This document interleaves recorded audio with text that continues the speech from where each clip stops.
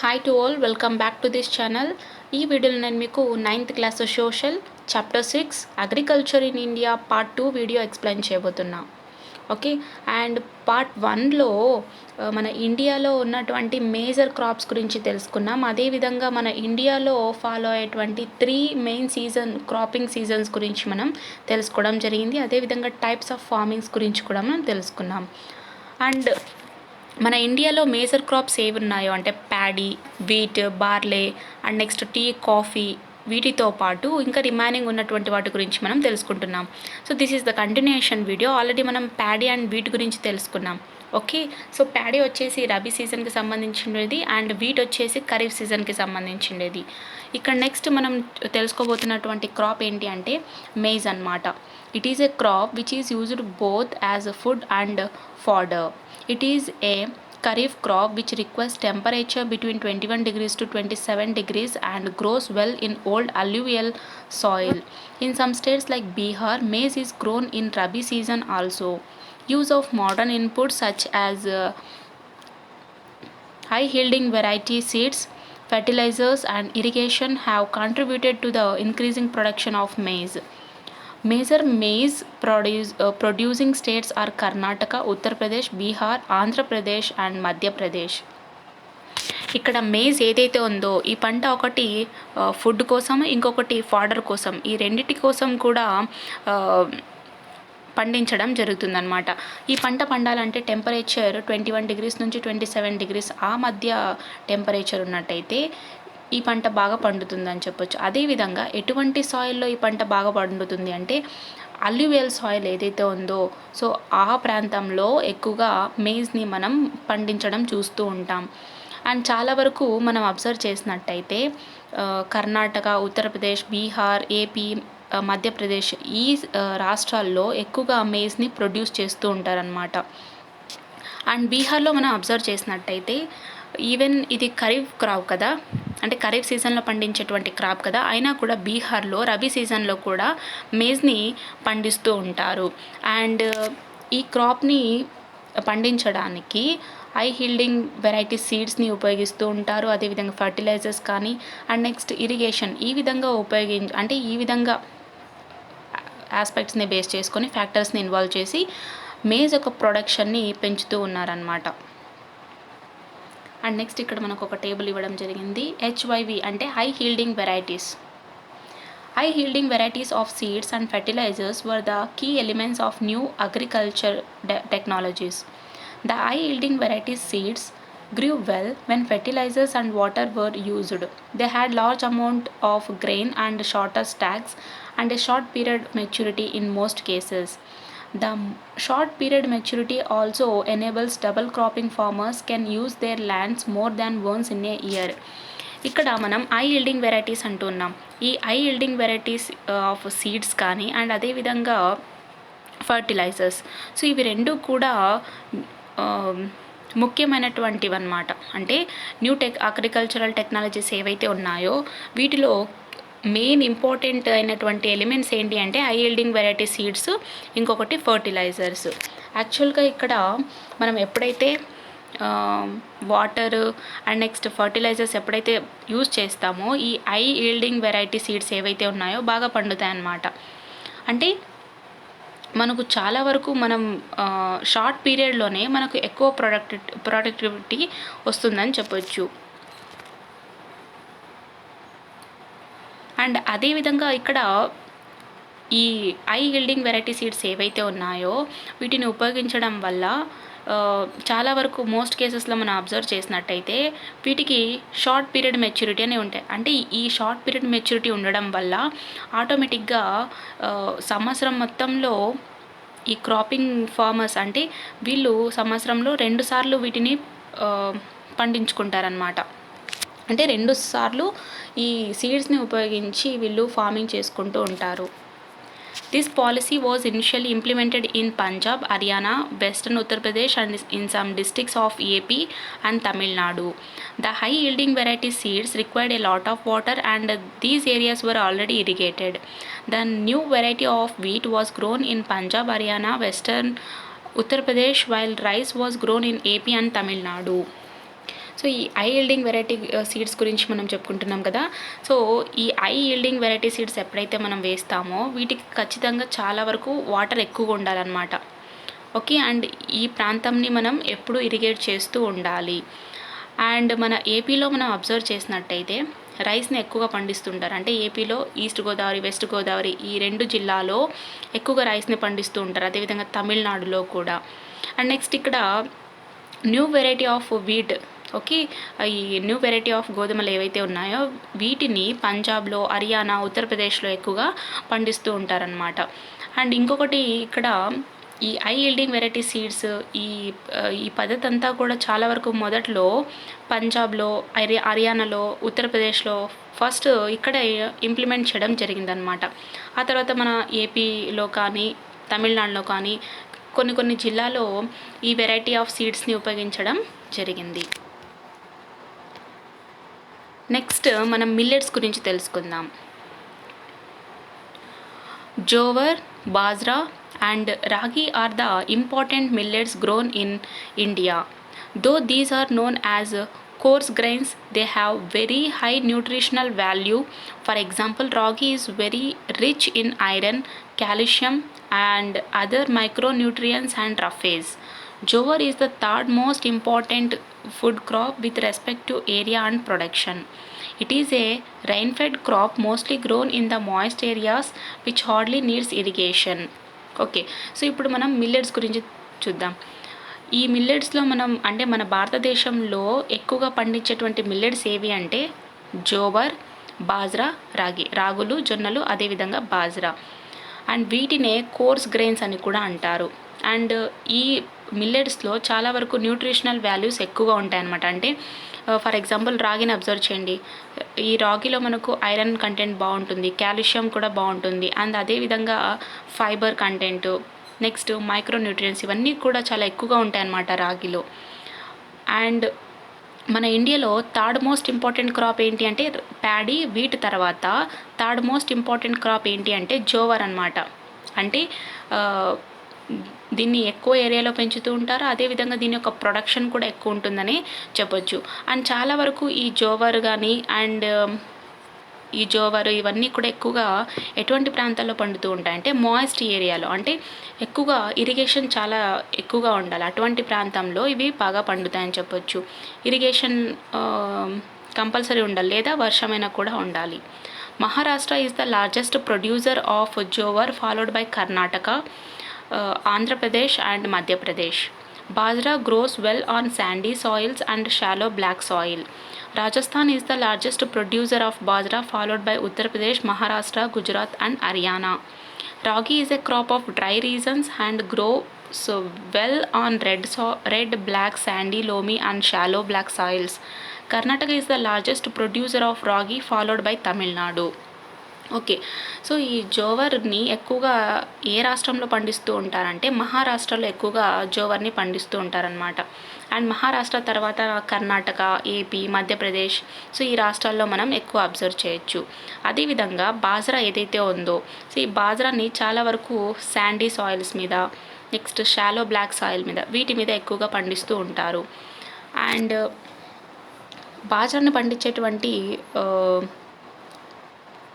State ఏంటి అంటే రాజస్థాన్ అనమాట. సో రాజస్థాన్లో ఎక్కువగా బాజ్రాని పండిస్తూ ఉంటారు. ఆల్రెడీ మనం వీట్ పండిస్తారని తెలుసుకున్నాం. ఓకే, వీటితో పాటు బాజ్రాని కూడా రాజస్థాన్ వాళ్ళు ఎక్కువగా పండిస్తూ ఉంటారు. అదేవిధంగా రాజస్థాన్తో పాటు ఉత్తరప్రదేశ్, నెక్స్ట్ మహారాష్ట్ర, గుజరాత్, హర్యానా ఈ ప్రాంతంలో కూడా బాజ్రాని పండిస్తూ ఉంటారు. ఇక్కడ రాగి, సో రాగిని ఎక్కువగా కర్ణాటకలో పండిస్తారనమాట.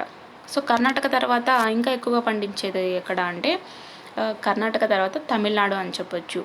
సో ఈ రాగి చాలా వరకు డ్రై ప్రాంతంలో అంటే డ్రై రీజన్స్లో పండుతుంది. అక్కడ ఉన్నటువంటి అంటే ఆ రీజన్లో ఉన్నటువంటి సాయిల్ ఎలా ఉంటుందంటే రెడ్ సాయిల్ లేదా black, loamy soil, shallow soil ఇటువంటి సాయిల్స్ మీద కూడా రాగి బాగా పెరుగుతుందని చెప్పొచ్చు. Next pulses.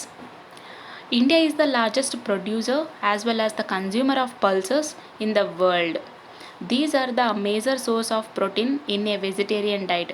అంటే మన ప్రపంచంలో అబ్జర్వ్ చేసినట్టయితే చాలా వరకు పల్సెస్ని తినేటువంటి కంట్రీ కానీ, పల్సెస్ని ఎక్కువగా పండించేటువంటి కంట్రీ కానీ ఏది అంటే మన భారతదేశం అన్నమాట. అంటే ప్రపంచంలోనే అన్ని దేశాల్లో అబ్జర్వ్ చేసినట్టయితే మన ఇండియాలోనే పల్సెస్ని ఎక్కువగా పండిస్తూ ఉంటారు. అండ్ అదేవిధంగా ఈ పల్సెస్ని ఎక్కువగా తింటూ ఉంటారు. అండ్ ఈ పల్సెస్లో మనకు ప్రోటీన్ బాగా దొరుకుతుంది కాబట్టి ప్రతి ఒక్కరు కూడా వాళ్ళ యొక్క వెజిటేరియన్ డైట్లో ఈ పల్సెస్ని, పప్పు ధాన్యాలని యాడ్ చేసుకుంటూ ఉంటారు. Major pulses that grown in India are red gram, black gram, green gram, masur, peas and gram. Okay, so ఇక్కడ పల్సెస్ ఏవైతే ఉన్నాయో మన ఇండియాలో పండించేటువంటి పల్సెస్ ఏవి అంటే రెడ్ గ్రామ్, కందుబ్యాళ్ళు, పెసళ్ళు, అండ్ నెక్స్ట్ శనగబ్యాళ్ళు, మసూర్, పీస్, గ్రామ్ ఇవన్నీ కూడా ఎక్కువగా మన ఇండియాలో పండిస్తూ ఉంటారు. Pulses need less moisture and survive even in dry conditions. Being leguminous crops, all these crops except arhar help in restoring soil fertility by fixing nitrogen from the air. Therefore, these are mostly grown in rotation with other crops. Major pulse producing states in India are Madhya Pradesh, Uttar Pradesh, Rajasthan, Maharashtra and Karnataka. Okay, so ఈ pulses ఏవైతే ఉన్నాయో ఇవి dry కండిషన్స్లో కూడా బాగా పెరుగుతాయి అన్నమాట. అంటే డ్రై కండిషన్స్ అంటే ఆటోమేటిక్గా సాయిల్లో మాయిశ్చరైజర్ చాలా తక్కువ ఉంటుంది. అంటే లెస్ మాయిశ్చర్ ఉన్నప్పటికీ కూడా డ్రై కండిషన్స్లో ఈ పల్సెస్ అన్నీ కూడా గ్రో అవుతాయి అన్నమాట.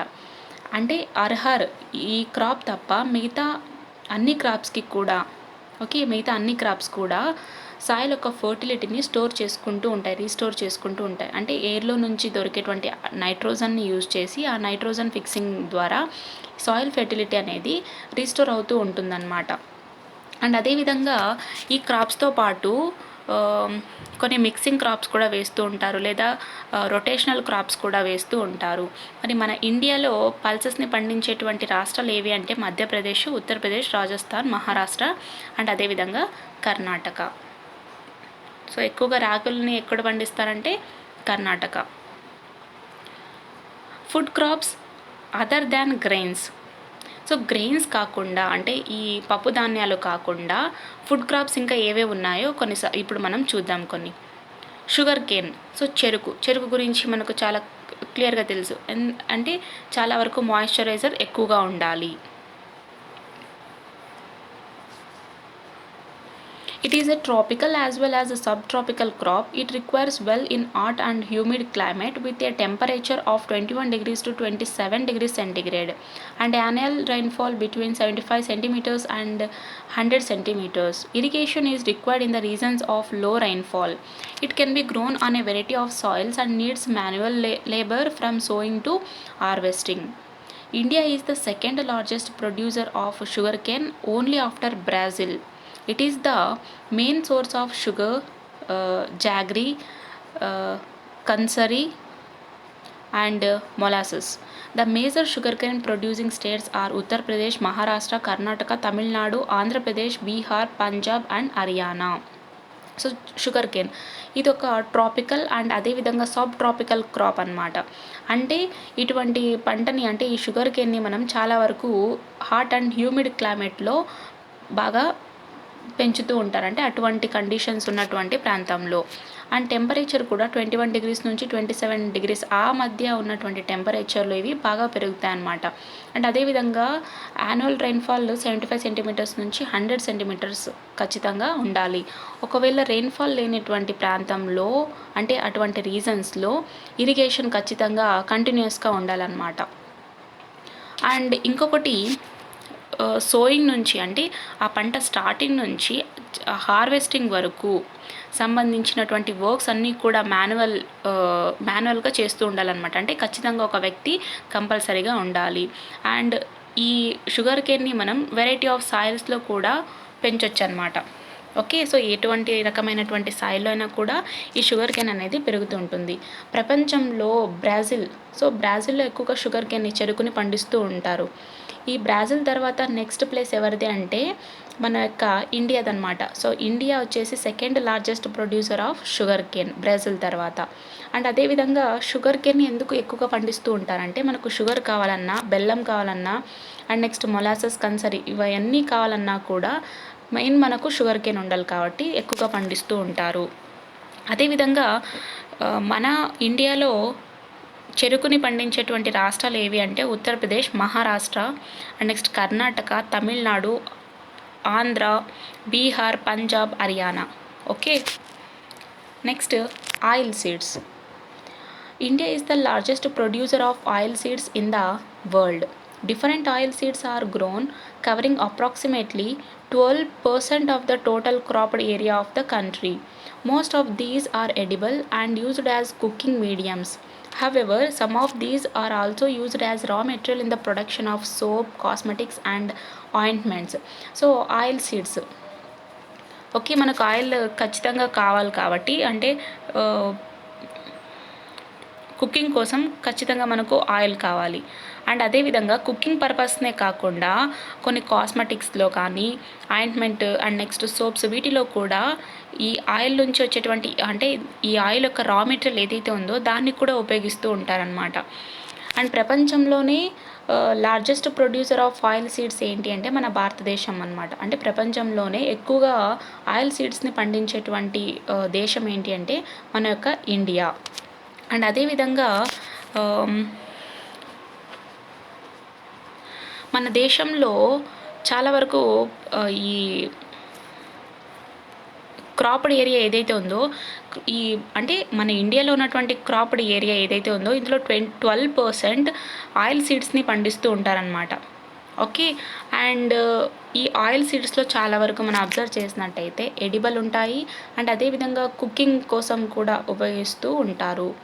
కుకింగ్ పర్పస్ కింద కాకుండా రా మెటీరియల్ ఏదైతే ఉందో ఈ రా మెటీరియల్ని సోప్ తయారులో కానీ, కాస్మెటిక్స్ అంటే మన యొక్క ఫేస్ క్రీమ్స్ కానీ, అండ్ నెక్స్ట్ డిఫరెంట్ ఈ ఐలైనర్, లిప్స్టిక్స్ వీటికి సంబంధించినటువంటి కాస్మెటిక్స్లో అండ్ నెక్స్ట్ ఆయింట్మెంట్స్లో కూడా ఈ రా మెటీరియల్ని యూస్ చేస్తారనమాట.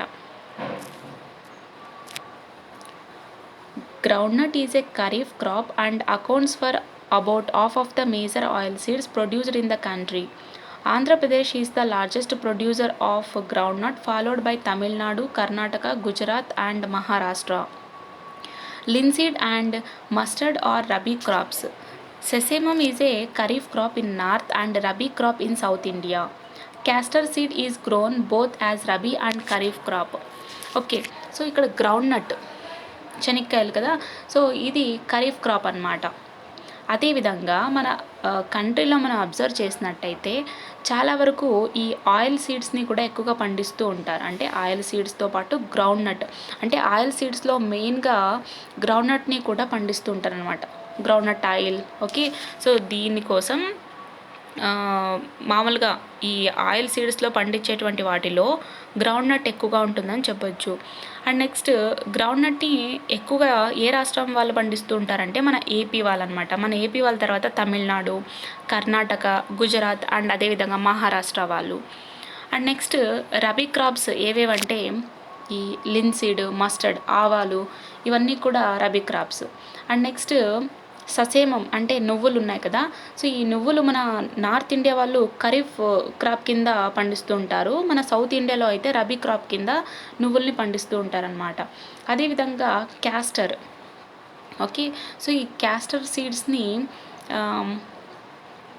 రబీ క్రాప్గా అండ్ అదేవిధంగా ఖరీఫ్ క్రాప్గా రెండుగా కూడా పండిస్తూ ఉంటారు. టీ. సో మన ఇండియాలో చాలా వరకు ప్లాంటేషన్లో టీ, కాఫీ, రబ్బర్ ఇవన్నీ కూడా చాలా ముఖ్యమైనటువంటి ప్లాంటేషన్స్ అన్నమాట. సో వాటి గురించి చూద్దాం. Tea cultivation is an example of plantation agriculture. It is also an important beverage crop introduced in India initially by the British. Today, most of the tea plantations are owned by Indians. The tea plant grows well in the tropical and subtropical climates, endowed with deep and fertile, well-drained soil, rich in humus and organic matter. Already మనం commercial క్రాప్లో plantation అనేది one type of farming అని చెప్పుకున్నాం. Okay, అంటే plantation అగ్రికల్చర్కు example ఏంటి అంటే tea అని చెప్పొచ్చు. Tea cultivation చాలా వరకు ఈ టీ కల్టివేషన్ అంతా కూడా ముందుగా బ్రిటిష్ వాళ్ళు ఇంట్రడ్యూస్ చేయడం జరిగిందనమాట. సో ఆ విధంగా మనం దీన్ని ప్రాక్టీస్లో పండిస్తూ ఉన్నాము. అంటే బ్యావరేజ్ క్రాప్స్ ఏవైతే ఉన్నాయో అందులో ఇంపార్టెంట్ బ్యావరేజ్ క్రాప్ ఏంటి అంటే టీ అనమాట. అంటే టీ, కాఫీ, సో ఇవైతే ఏవైతే ఉన్నాయో టీ వచ్చేసి చాలా ఇంపార్టెంట్ బ్యావరేజ్ క్రాప్ అని చెప్పొచ్చు. దీన్ని ఇంతకుముందు బ్రిటిష్ వాళ్ళ నుంచి అంటే వాళ్ళు మొదట పండించడం స్టార్ట్ చేశారు. అండ్ అదేవిధంగా మన ఇండియాలో మనం అబ్జర్వ్ చేసినట్టయితే చాలా వరకు టీ ప్లాంటేషన్స్ అంతా కూడా మన ఇండియాలోనే ఎక్కువగా ప్లాంటేషన్ చేస్తూ ఉంటారనమాట. అండ్ ఈ టీ ప్లాంట్ వచ్చేసి ఎక్కువగా ట్రాపికల్ అండ్ సబ్ ట్రాపికల్ క్లైమేట్స్లో అండ్ వెల్ డ్రైన్ సాయిల్ ఉన్నటువంటి ప్లేసెస్లో, ఆర్గానిక్ మ్యాటర్ ఉన్నటువంటి ప్లేసెస్లో బాగా పండిస్తూ ఉంటారు. Tea bushes require warm and moist frost free climate all through the year. Frequent showers evenly distributed over the year ensure continuous growth of the tender leaves. Tea is a labor-intensive industry. It requires abundant and skilled labor. Tea is processed with the tea garden to restore its freshness. Okay, so ఈ tea bushes అంటే ఇవన్నీ కూడా ఈ tea bushes ఏవైతే ఉన్నాయో వీటికి ఖచ్చితంగా warm and moist free climate అనేది ఉండాలన్నమాట. ఓకే, ఫ్రోస్ట్ ఫ్రీ క్లైమేట్ అనేది ఉండాలి. అండ్ అదేవిధంగా వర్షం చాలా తక్కువ ఉన్నప్పటికీ కూడా, అంటే తరచుగా కాకుండా అప్పుడప్పుడు వర్షాలు పడినప్పటికీ కూడా పంటలు అనేవి చాలా బాగా పండుతాయి. ఈ టీ ఏదైతే ఉందో ఇది ఒక లేబర్ ఇంటెన్సివ్ ఇండస్ట్రీ అనమాట. అంటే దీనికి సంబంధించి సోయింగ్ నుంచి అంటే హార్వెస్టింగ్ మొత్తం జరగాలంటే ఖచ్చితంగా స్కిల్డ్ లేబర్ అనేవాళ్ళు ఉండాల్సిందే. సో ఈ టీ ప్రాసెస్ అంతా కూడా టీ గార్డెన్లోనే జరుగుతుందన్నమాట. ఓకే, సో ఎందుకు ఇక్కడ జరుగుతుంది అంటే ఆ టీ యొక్క ఫ్రెష్నెస్ ఏదైతే ఉందో సో దాన్ని రీస్టోర్ చేయడానికి మొత్తం దానికి సంబంధించినటువంటి ప్రాసెస్ అంతా కూడా ఆ టీ గార్డెన్లోనే జరుగుతూ ఉంటాయి. Major tea producing states are in the hill regions of Assam, West Bengal, Tamil Nadu and Kerala. India is one of the leading producer as well as exporter of tea in the world. So టీని ఎక్కువగా ఏ రాష్ట్రాల్లో పండిస్తూ ఉంటారంటే hill reasons అయినటువంటి Assam, west Bengal, అదేవిధంగా Tamil Nadu and కేరళలో కూడా టీని పండిస్తూ ఉంటారు. అండ్ నెక్స్ట్ ప్రపంచంలో ఈ టీ ఎక్స్పోర్టింగ్ ఏదైతే ఉందో అందులో మన ఇండియా కూడా ఒకటని చెప్పొచ్చు. ఓకే, సో ఇది ఎక్స్పోర్ట్ చేస్తూ కూడా ఉంటారు. Next coffee. India produces about 4% of the world's coffee production. Indian coffee is known in the world for its good quality. The Arabica variety initially brought from Yemen is produced in the country. This variety is in great demand all over the world. Initially, its cultivation was introduced on the Baba Budan hills, and even today its cultivation is confined to the Nilgiris in Karnataka, Kerala and Tamil Nadu. Okay. ప్రపంచంలో పండించేటువంటి coffee production ఏదైతే ఉందో so ఈ ప్రపంచంలో పండించేటువంటి coffee ప్రొడక్షన్లో 4% మన India produce చేస్తుందన్నమాట. Okay, so అదేవిధంగా Indian coffee వచ్చేసి ప్రపంచంలో కొంచెం పేరు పొందిందని చెప్పొచ్చు. ఎందుకంటే ఈ మన ఇండియన్ కాఫీ చాలా మంచి క్వాలిటీ ఉంటుంది. అండ్ మన దేశంలో అబ్జర్వ్ చేసినట్టయితే ఈ యెమెన్ నుంచి ప్రాక్టీస్ చేయబడినటువంటి అరేబికా వెరైటీ ఉందన్నమాట. సో ఈ అరేబికా వెరైటీని మన దేశంలో ప్రొడ్యూస్ చేస్తూ ఉంటారు. అదేవిధంగా ప్రపంచం అంతటా కూడా ఈ అరేబికా వెరైటీకి చాలా డిమాండ్ ఉందన్నమాట. అండ్ అదేవిధంగా ఇంతకుముందు అంటే ఈ ఇనిషియల్గా ఈ కల్టివేషన్ అంతా కూడా ఎక్కడ జరిగింది అంటే బాబా బుడన్ హిల్స్లో జరిగిందనమాట. స్టిల్ ఇప్పటికీ కూడా అక్కడ కల్టివేషన్ జరుగుతూ ఉంటుంది. అండ్ అదేవిధంగా కర్ణాటక, కేరళ, తమిళనాడు ఇటువంటి ప్రాంతాల్లో కూడా కల్టివేషన్ చేస్తూ ఉన్నారనమాట. సో రిమైనింగ్ లెసన్ నేను నెక్స్ట్ వీడియోలో పోస్ట్ చేస్తాను. ఒకవేళ డౌట్స్ ఉన్నట్టయితే కామెంట్ సెక్షన్లో కామెంట్ చేయండి.